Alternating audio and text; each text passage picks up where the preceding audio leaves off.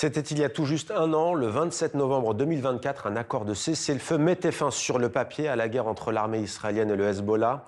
Le texte prévoyait notamment le retrait israélien complet du Liban et le démantèlement de l'infrastructure militaire du mouvement chiite libanais. Avec nous en direct de Beyrouth, Anthony Samrani. Bonsoir Anthony, vous êtes rédacteur en chef à L'Orient le Jour, quotidien francophone libanais.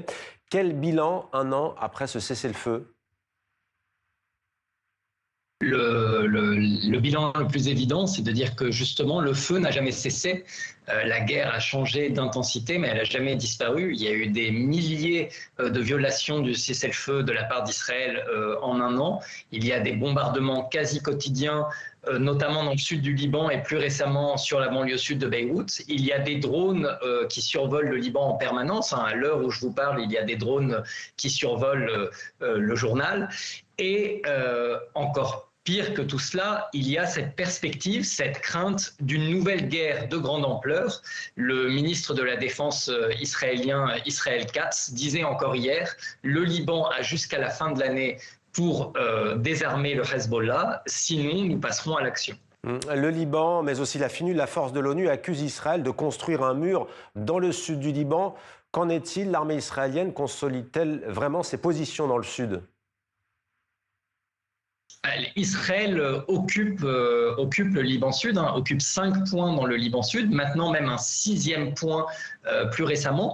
Il grignote petit à petit du territoire et effectivement, il est en train de consolider ses positions en érigeant des murs parfois sur ce qu'on appelle la ligne bleue, qui est la ligne qui officiellement sépare les deux pays, ou même au nord de la ligne bleue, c'est-à-dire en territoire libanais.